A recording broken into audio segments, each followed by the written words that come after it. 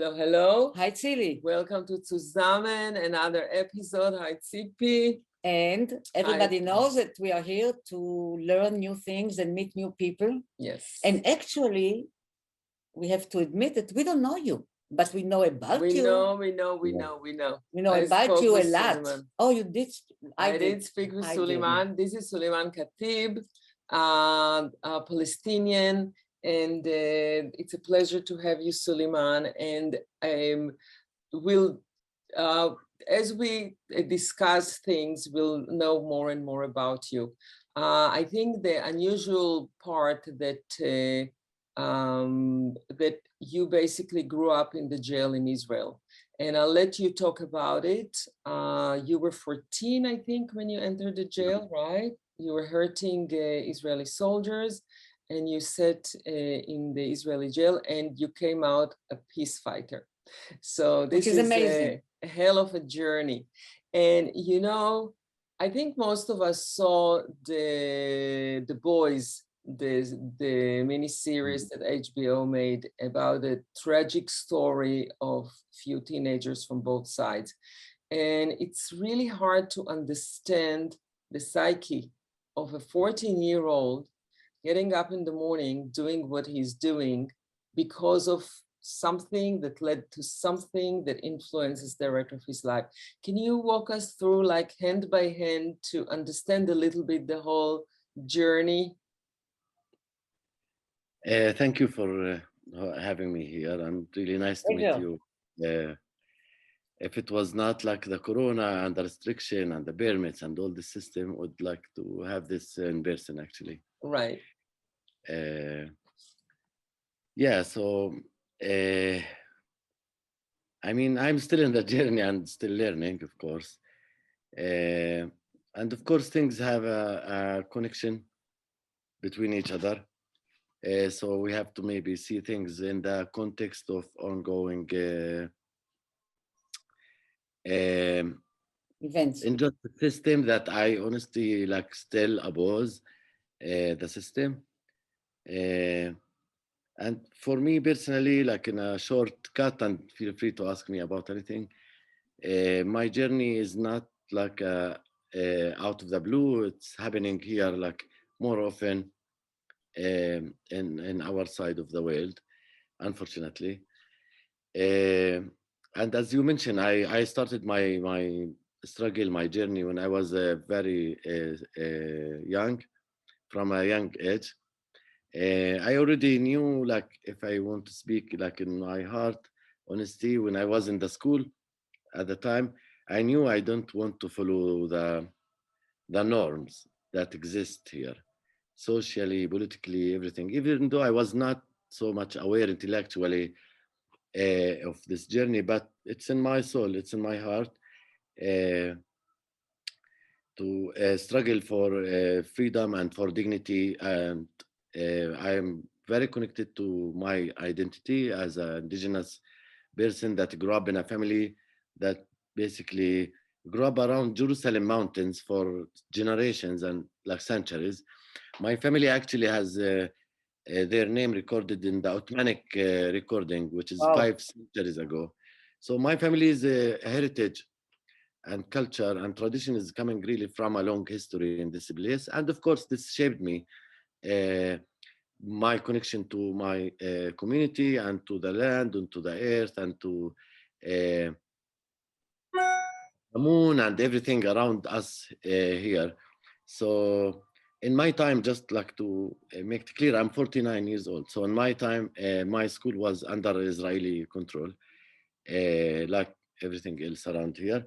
So I grew up around Jerusalem area, and basically I used to play the flute, and also this connected me to music and to more folklore music and revolutionary music. So I've been drawn to revolutionary path in my life, which is not the easiest choice to do, and it's not the easiest type of life, but that's who I am. So you had a band? You had a band? You played with few people? I had a flute. I played like when I was a child. Like my family had a flute. Yeah, but you know. I do it with myself and also like a few kids at the time, Okay. nothing organized. This is part of the tradition actually and the folklore here. But also there was a secret illegal music, which is called revolutionary music. This was secret, even on my family, they didn't know. So I used to have a cassette back in the days from the romantic time that were illegal and secret. So because you Oh, can get arrested for that at the time because it was political songs.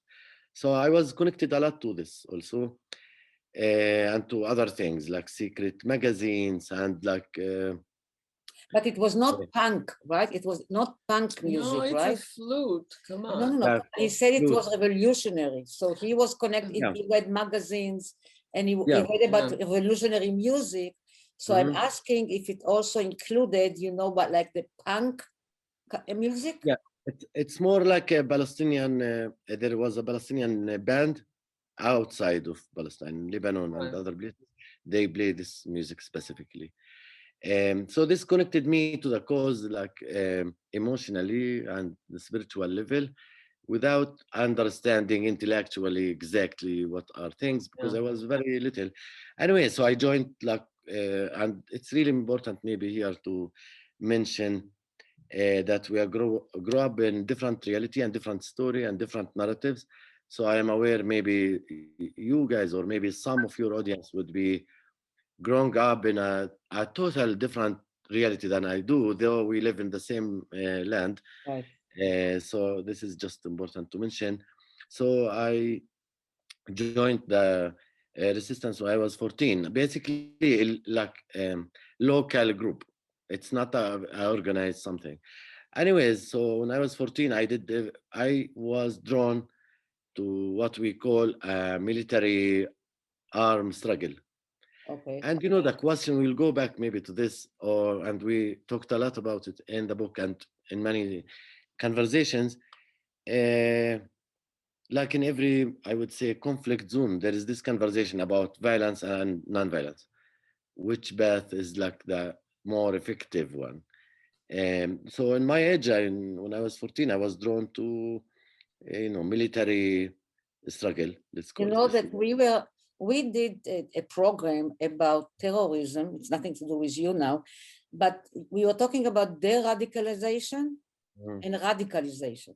Mm-hmm. So actually, you described us the radicalization process, how you enter this world of, to fight against occupation or Mm-hmm. to fight for freedom. Yeah. But later, of course, we will ask you how the de-radicalization happens. But Let let's him wait. Okay, let's go on with the journey. Yeah. I'm going back to Yes, the root of the yes, story. the That's connected entrance. to who I am today, and of course through the journey and the transformation and the beliefs and how my worldview changed. We'll talk about that, obviously. Yeah. So mainly in a shortcut, like when I was 14, I did everything I could at the time. To be honest, I like to be more honest than being politically correct. So when I was Okay, 14, of course, I was drawn, Che Guevara, Arafat, long hair and kufiya and nickname and trainings in a cave and mountains and all of this. teenager. A Che teenager. Guevara. Yeah, basically like that. And I had a little kids that were my group, and I was coordinating my group. So this also give you, adrenaline of like a bigger boy, and also challenging the system, which represent in my eyes at the time with a heavy, like a big Israeli army and the settlement. So it gives you like a proud and adrenaline, a lot of adrenaline. So who And was of your course, model? Who was a figure that you admired at this age? as I said at the time, Arafat maybe and Che Guevara, like these kind of Okay. figures were like the one model we look for. And also my older brother was in jail, so I used to visit him. So I interacted with political prisoners. Mm. And at the time, of course, like many people choose not to be activists, so they could live a bit of a normal life between two practice. And the minority that choose to struggle, they basically the one pay the price.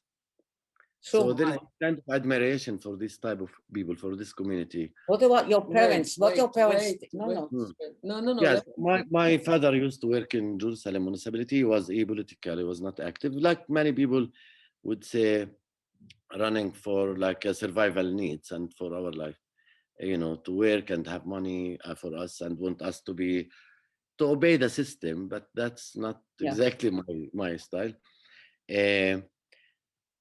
Uh, so I did like from throwing stones, training in cocktail Molotov or Molotov cocktail, I forget, like in English, always a challenge. And also I end up with one guy from my village. I was 14 and 5 months, he was 17 and a half. And he's not from an active family, even not him, not his family, but his family's house was demolished by the army. And if we talk about the house demolition policy, it still exists, unfortunately. Maybe you hear in the news. Just a second, we need to explain about the demolishing the houses. Mhm. We're talking about a reality that not everybody is aware of because everybody has their opinion or they don't know. We're talking about two people, the Palestinians and the Jews, that are rooted in the same territory with a very different narrative of a story of the roots. And under the occupation, you have the Palestinians that basically need to live by the Israeli rules, and it's being captured by the Israeli soldiers. Yeah. And if anybody is being caught for a terrorist attack, they demolish their home, they blow up their homes, they take the family out, and they blow up the houses. Okay. And even nothing to do with like attacks or something like you have to get permits to build for buildings, and the permit is not available anyway. It's a whole complex bureaucracy, and so this family house was demolished at the same, like under the same excuses of no permits, whatever. And so he joined me in attacking two Israelis, and the intention is to have weapons. That was our intention without exact plan. I was 14 and 5 months at the time. Yeah, so we thought we will like attack two Israelis, take their weapons, and then use it, and to become like fighters. That was the intention. Yeah, so they were from Jerusalem. They were like around 20 years old, and we used knives against them in my area. And this incident operation ended up with slightly wounded. For the two Israelis were wounded slightly, and this was in the news, and they drew us and they checked everybody in my village. They did a curfew, they checked everyone. We escaped to other villages, and then the army arrested us after like 3 days, and that's my life before jail. So I was the youngest prisoner for a while. How long it took them to catch you? 3 days. 3 days. 3 days, and then you were taken in. You know, if I'm thinking about people who listen to us, you're talking about 14 years and 5 months. Everybody knows kids that age, so it depends who is watching. For some kids, they're in camp now having fun. For some kids, they do some little work over the summer. For some places, they're being either soldiers or workers or being abused by other people. It's very different in every area. It's very, the 14-year-old can be very totally different existent in different societies. Those who think like us, we don't have to convince and to explain. Those who think against us or against this attitude would like to see it in a very different way. What would you say in a very general way, but personally to everybody, so maybe we can change the idea for one person or two people to look at things a little bit differently? Yeah, it's important for me to strengthen what you said, that we're talking about a reality of occupation. Yeah. And that means a lot of humiliation and a lot of things happening daily, honestly, which people, maybe many of the audience here, even they don't hear about, or they don't want to hear about. They find excuses. So I'm aware of this because like if you live in Tel Aviv, where you are right now, I believe, it's a very different reality. Like for a Palestinian kid that live around Jerusalem in a village that has no access to the sea, that has no rights, basically. And in my time, even it was harder, maybe. Uh, um, so the responsibility also of the kids are really different. I'm not coming from a privileged family, maybe that kind of middle class family. And also, as I said, my school was under Israeli control. It's nothing to do with the idea. Some people think incitements in the school, in the mosque, in the house. I was not even religious person, or my family were not necessarily, like anti whatever. It's not that. Uh, and I don't think the problem is the kids. Anyway, in the first place, No, to say. that's even more Right. than that, because Tzili knows and you know that the situation is very complex, and a 14 years old cannot really even start understand. Nobody explained him the complexity. Mhm. Not that at 14 years old you cannot educate. Nobody even talk about the complexity of the conflict. It's not just, because you personally experience so many incidents, like you said, humiliation and blowing up a house of your friend. And so the images that you filter in your soul, don't allow even to look at the complexity, It's because lack of freedom. this is something that you live and you experience, and it's very hard to come and, let's talk about complexity. Yeah, So of course. when Of course, you, and yeah, yeah, even in my case, in my time, and at the time, like for example, my village historically belonged to Jerusalem district. It's like 7 minutes, 8 minutes, 10 minutes from the center of Jerusalem. So Jerusalem was always for my family, for my community, is the center of our life. Like not just in the religious like aspect. My haircut was in Jerusalem. Like the school of my brother there, my father worked there, and all of a sudden between my village and Jerusalem, in the empty spaces, they build a settlement at the time, which means also like the threat of you losing the safety, losing your space, your homeland is real. It's not even in theory or a dream. So there is no need for someone to explain to you or like to incite you all of these theories. I just want to like really explain this. Uh, that doesn't mean, of course, like there is incitements everywhere, of course. Uh, but the reality itself, as you described, and I can describe much more like detailed how you go through every day. The reality is like you wake up as a child. These soldiers are not your soldiers. These are to humiliate you right. and to control your freedom, and they represent something bad for us. Of course, I understand what they represent for Israelis. They It's not protect your them, reality, it's not Right. your life. but this is the opposite for a Palestinian like eyes. Uh, anyway, so I was as I said, like I as a political prisoner. Of But course, I wait went a also second. to, Before being political prisoner, yeah. I want to enter the jail with you. You're 14 and 5 months. Do they treat 14 and 5 months as they treat 24, or they So this is do it different? yeah. Thank you. This is important to mention because we live in the occupied territories. So the law here is a military law. So whether you are on the right or the left, this is a fact. It's not like an opinion. The Israeli law, the normal even Israeli law, is not practiced on us because we are not Israeli.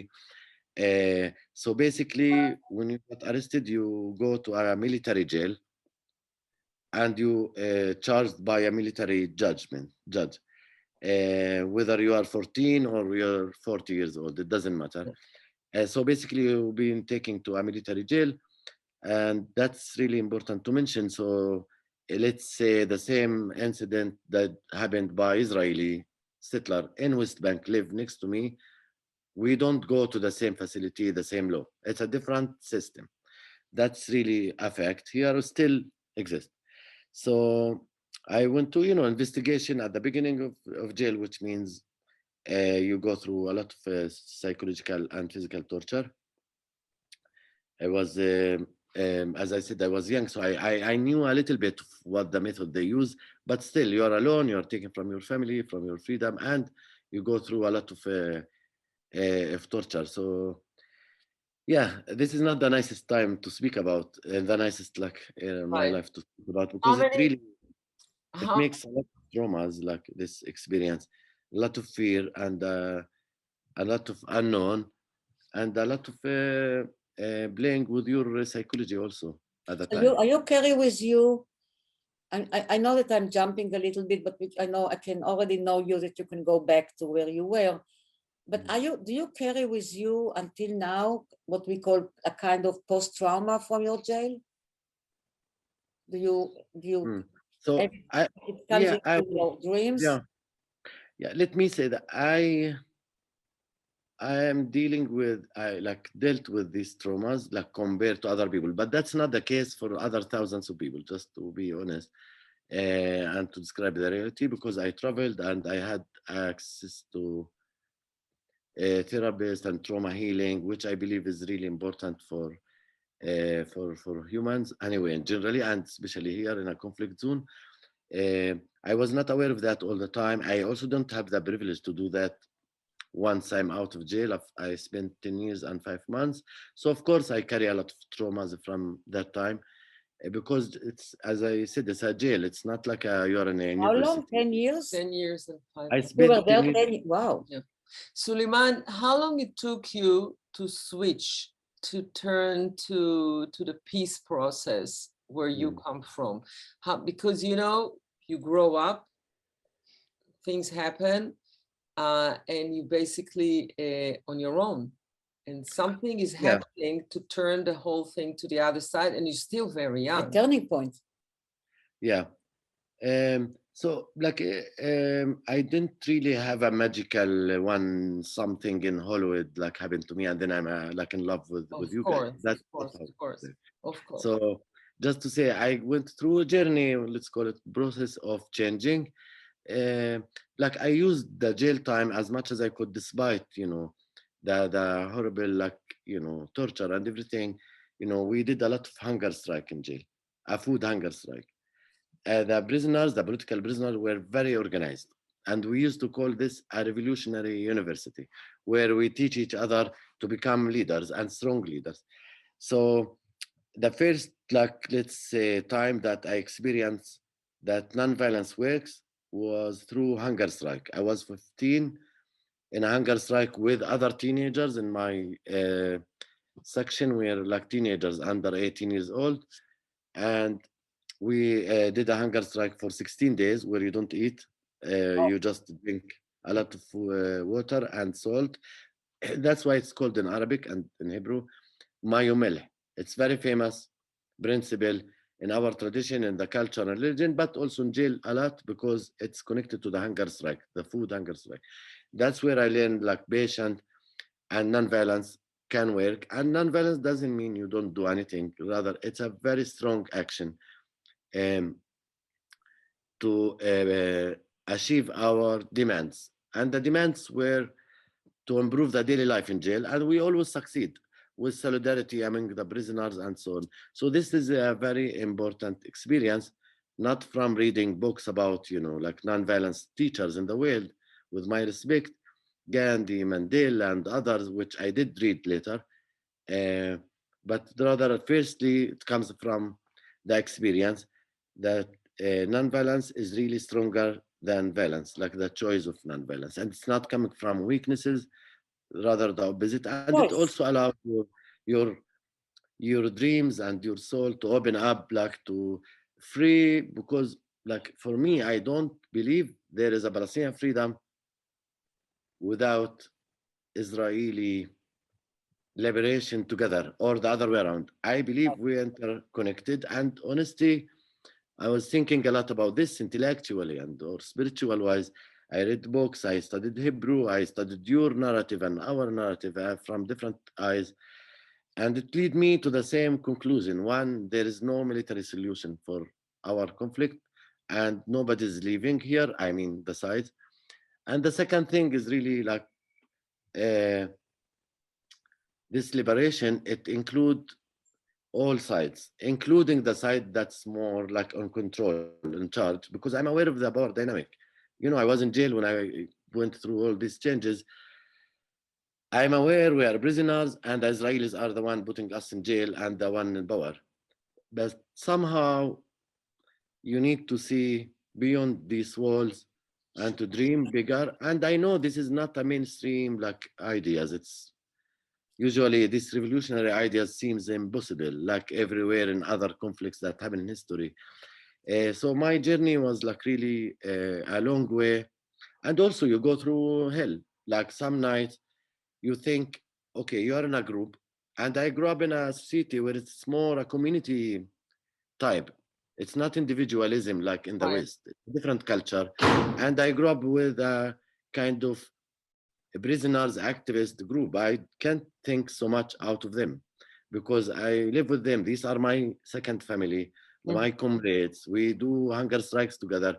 We laugh together. We got tear gas together. We, you know, like these people, I know them more than my family. So you need really like to let your soul dream out of the walls, out of the rules of your group, of the jail, in order to Yeah. dream of a freedom or But tell me something. something. It's really a terrible question in a way. Yeah, please ask anything you What want. it, well, later I have something else to tell you. But did you meet when you first met with kindness from Israelis? When you met Israelis who were kind to you, nice to you, embraced you, could feel your whatever pain, regrets, thoughts, questions. When was it? How old were you when you really met with Yeah, normality yeah, of yeah. the other? Thank you. I just want to put the context. Generally, the meeting, the encounter happened here. I'm generalizing, even in West Bank specifically, Sure. between us and the Israelis. Usually, the encounter happened on the checkpoint with a soldier or in jail with the police. That's the Israelis I know. Obviously, when I was a child, because my father worked in Jerusalem, I knew different Israelis as well. Even my haircut was Israeli, like when I was a child. But when I was growing up, you know, the police and the investigator and the soldiers are like all Israelis. Uh, and my first meetings with normal, non-army Israelis that feel also um, understanding me, More that was human, really yeah. after jail. After jail, I meet people in different circles and different meetings.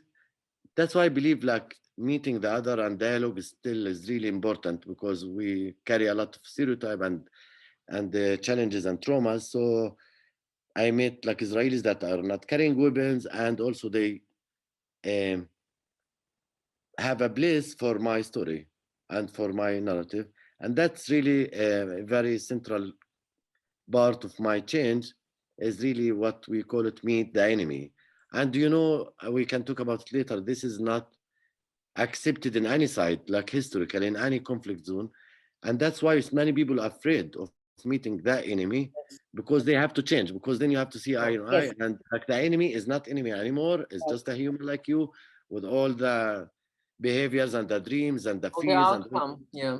and we are the same. And of Yeah. course, specifically in our case, like I believe Israelis and Palestinians have a lot in common anyway, despite the separation like Oh, system. And of course, that's what I would say even to the people that listening. For some of them, the Israelis that supposedly radical on the solidarity with the Palestinian, these are the one or the only one almost that humanize the Israelis in front of the eyes of Palestinians. I Wow. want to repeat this because it's really important yes. because I know they suffer from being called cheaters and they love Palestinians and they are not Israelis anymore. This is zero truth because I know many of these people and these people like helped many Palestinians to change, to humanize the Israelis, that not all the Israelis just this soldier on the checkpoint or the settler Right. with the weapon. And the other way around, I am not comparing also for many Palestinians that they think what I do, or people like me reaching out to the Israelis and working together and getting together, like we're sold out, we are not Palestinians anymore. I don't need to prove myself to anybody. I was in jail for enough time. My family still suffer in Area C. I can talk about this later. Because I Unfortunately, the wanted more to you ask you. suffer, the more you suffer, the more you where in jail, the more Palestinian you are, and for, like in the Israelis, the more you serve in the army, the more whatever radical you are, like in the right, you are more Israelis. And this is really not truth. I also helped many Israelis to, as a messenger, maybe as a bridge, because I know Hebrew, I know people from both sides, to open their heart to the Palestinian cause also, and to our community. I think this is really important to mention this, because I know I the think that, criticism happening here. you know, I think that many of us on both sides act upon fear.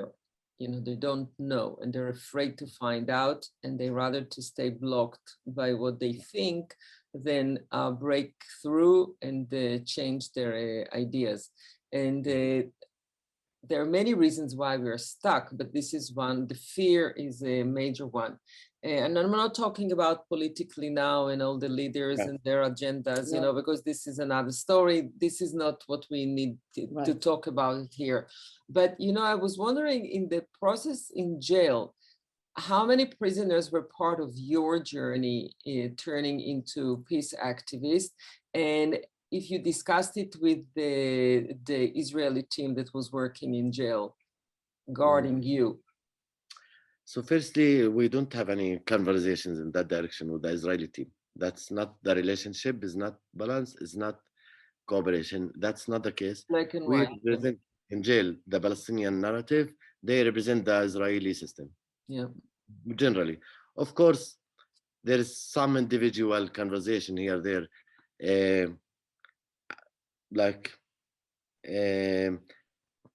so talking about, like, the truth is, like, let me say this generally speaking, because people ask your question a different way, how many people I would represent. I don't know, because, you know, people change. The journey takes longer time for some people shorter time.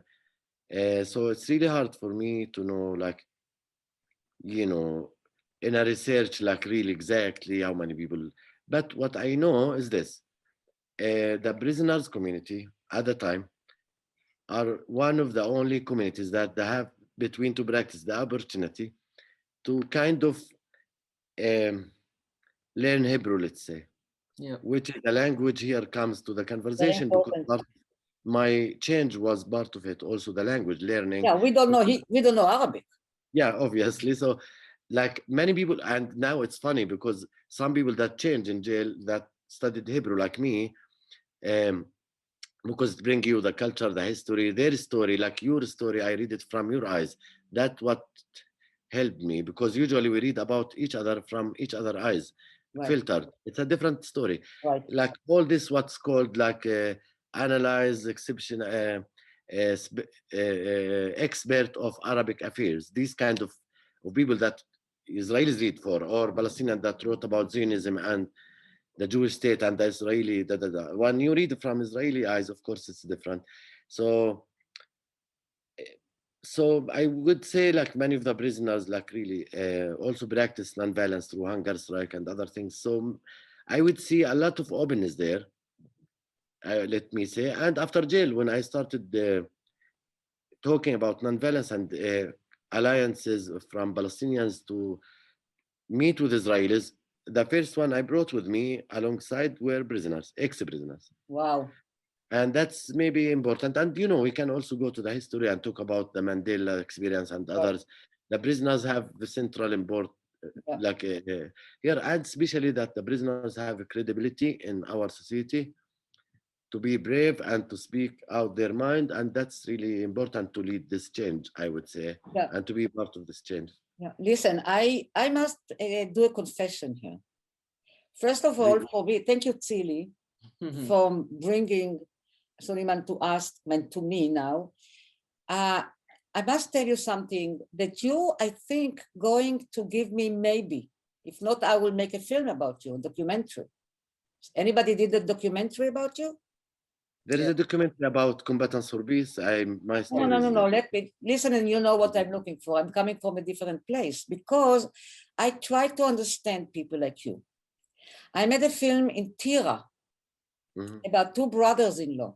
One is Yusuf Mansour, who was in jail. He was the first Israeli Arab who was sentenced to death death.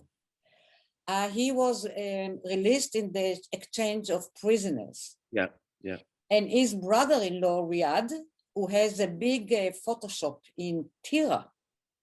Mm-hmm. Tira is an Arab city inside Israel. Right. Now, Yeah.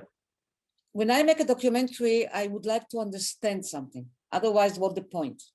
Mm-hmm. Right? Something I don't understand. And I did want to understand how somebody who went to a journey like you, because Yusuf, at age 19, was blamed of putting a hand grenade in a bus in Kfar Saba. And then he went to jail. With all my encounters with him, he expressed is the change he went through, that he is against violence. But I never understood how he acts upon it, right? Mm. Then I finished a film about a feature film, cinema.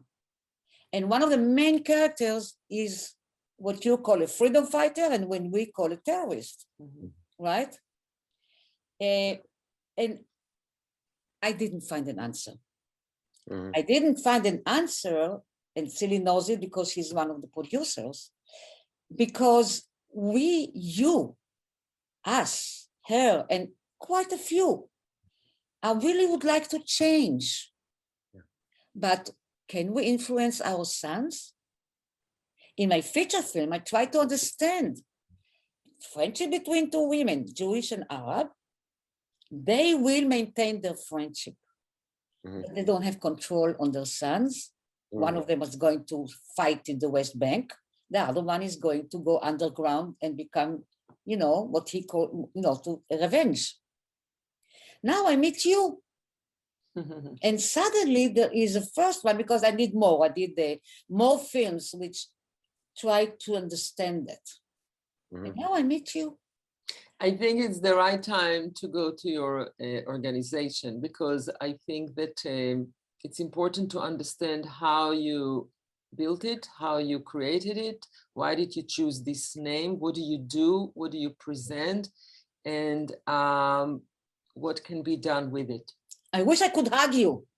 Jesus, you might know. We can hug from afar. So. Yeah, in our thoughts. Thank so. you. Okay. Thanks for expressing your feelings. Really. I am completely, you cannot see, but I'm like overwhelmed from happiness. Let me say that I like, it's really important for me, and we always speak about that.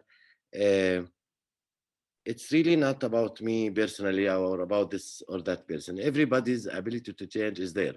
And that's jumping to Tzili's comment about the organization or the communities I'm active with. That's what we say always. If we as ex-fighters could change, then everybody is able to change, because these are the people that fought each other like at some point in their life. So I really believe in change, like totally. I believe people born with, as Mandela spoke, people don't born with hate, of course. And you spoke about the fear that exists. I think we're born with everything. Depends what we activate, and depends how we live. So it activates the qualities. But I really want you to tell us about what this organization is about, and so we can know about it. And the book. Wait,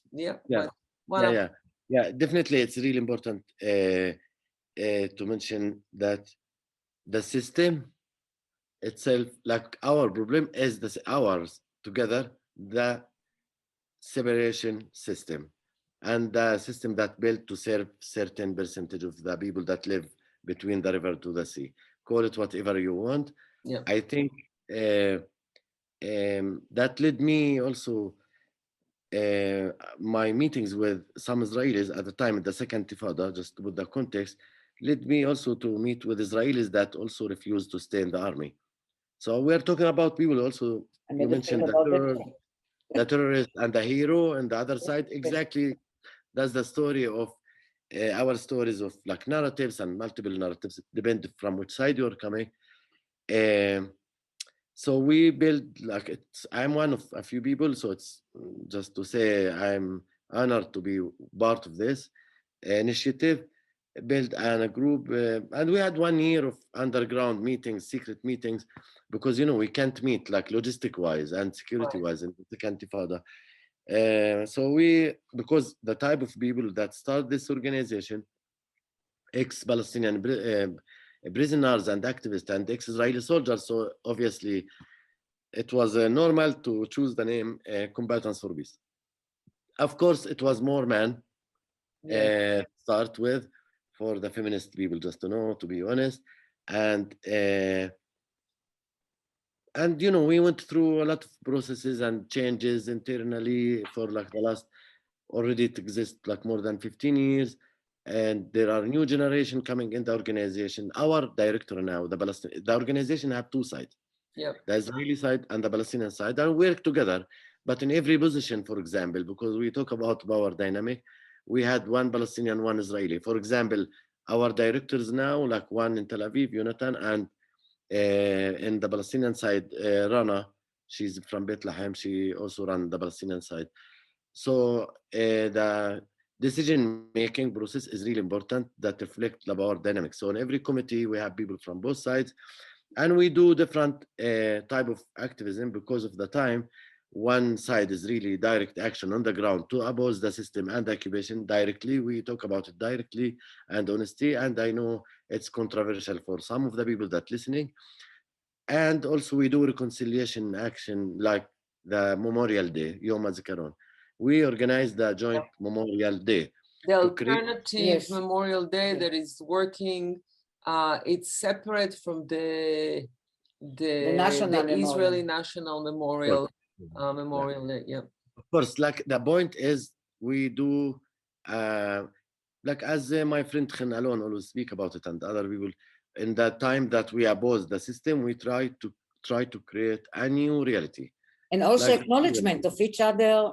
Yes, each other's pain, history, pain, and loss. Yeah. Of course, this is really the most important reconciliation event, even though we're still under the occupation, the conflict. And we do like the Nakba ceremony. We did it in the last year and this year for the second time. This is also another taboo that people in Israel and the system don't talk about it. It's important to acknowledge the history, as you said, and to move forward from there. And throughout the year, we do a lot of action on the ground and in social media also, and storytelling, like what we do now. Usually you have one Palestinian, one Israeli, they're telling their stories of change. And through the years, I think Combatants for Peace has won a lot of attention locally and internationally. We had also a lot of international alliances. We have American Friends of Combatants for Peace. We had a group in Berlin because it's our type of conflict is very international. And I think we represent a line that represents a lot of people that want really to live in freedom and dignity and real peace between both sides. And I think Combatants for Peace is part of a bigger circle of different Did you try to meet with our new minister? No, he was not new, but now he can do much more. Trope, our Minister of Culture. And with our Minister of Education, because it will take a village change. Yeah, you spoke about if we don't affect our. I don't have kids, your sons or like my family or this. I think the change is happening, especially now with the social media. Our message is getting wider, and also, let's say, what I know, like change happen in history, it's always a few people. It looks very small, and that's not easy to sell hope to become masses. But we know, like I was in, we work with different organizations in different conflict zones, like in Cyprus, in the Balkans. I was in Berlin. I met some folks from the time, and they told me like a day before Berlin wall full, nobody expected this to happen. Right. The city will be united again. So we have to really keep boiling under. Yes, like to get to people, and it's very important just to be there and discuss it. And I want to I want to talk about your book, because this is really a way to get to many people as possible.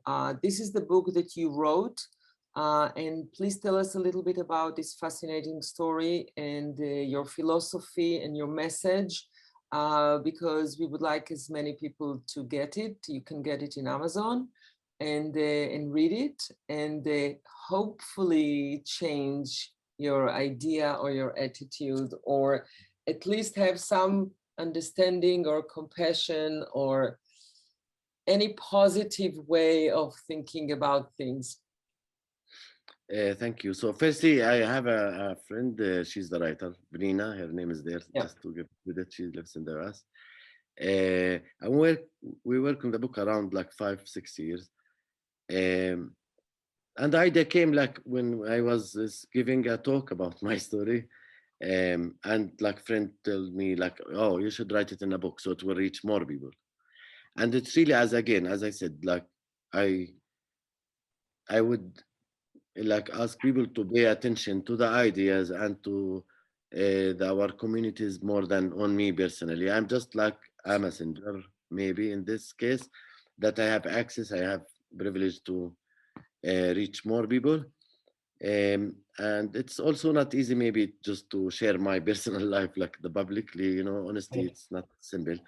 With Right. that said, I would say my wish from the book is really to give not analogical arguments. I'm not there at all. Rather, in a personal experience for myself and for many people I met through my life and activism. Um, Both my family and many Palestinians I met in my journey, and Israelis as well, that I saw them really changing and trying to create this change on the reality. So to give legitimacy and humanization of all sides without legitimizing the occupied system, to be honest. And that's really important for me to say, because I believe also we have to go back to the roots of this conflict, to the connection to the land, which I believe both sides has legitimate connection to the land, again, without legitimizing the system, and recognizing each other existence here and really fighting together, using nonviolence for the liberation and the freedom of our peoples on both sides. I believe this is possible. I believe this is the only way, and I believe we have a lot in common. And for me, I think recognizing the legitimate belonging to this place doesn't take each other legitimacy at all, rather the opposite. It opens hearts of people. And this is what I saw in my life, in my experience. And it's, Therefore, I you can understand. go, you can be there. I mean, people will listen to Yeah. you just because you went from, you know, whatever you say, these are not just sentences, right? To please, Yeah. to look No, I like speak my that has heart. nothing to do with it. With No, you, speak my heart, and yes, like what my completely. personal experience is not even out of any Amazing. theories or books or Amazing. university. And I hope like people that interested in this conflict and want really to make a real peace and real freedom here and change the system for better for everybody, really, and to heal the wound from, because Yes. we are like traumatized. Personally, you ask me, and as communities, both sides carry trauma from generations even, and the Yeah. fear, of course. And I think we have in this land enough what we call it ancient wisdom, really, to find not just a Western theories, which is important, but also like a Middle East ancient wisdom that really bring us together. We have a lot in common, to like really do the reconciliation uh, process and recognizing each other, not on the expense of each other. And I don't see Right. controversial here. It's Like it's contain, yeah. really, Yeah. yeah. Suleiman, 5 years from now, take us. It's really you're putting me in a very logical steps. I'm No, not like that this. gut I'm feeling. more a dreamer. It just, I, it's more, yeah, it's not logical. It's more like an yeah, optional something, you know, to hear. yeah. I'm curious, 5 years from now. I want to tell you, one of my friends, Israel, is Avner, and you can see I speak about him now like a really close Yeah. friend. He's very logical guy in combatant service. I'm more like a dreamer, like but not living in La La Land. My legs on You the have ground. reality dreams. Yeah, yes. So when this documentary came out on combatant service and his story there, my story, that called Disturbing the Peace that we will also can watch it online. We showed a movie on the wall of Beit Jal, Separation Wall, and in the cinematic in Jerusalem. In the one in Jerusalem, we invited our families. So I met his mom there, and for us, because we're inside the story, this is another movie or a book about our stories or something like normal for us. But so his mom was like really telling him, I'm proud of you, you like make history. And I saw him first time crying. He's a very strong person.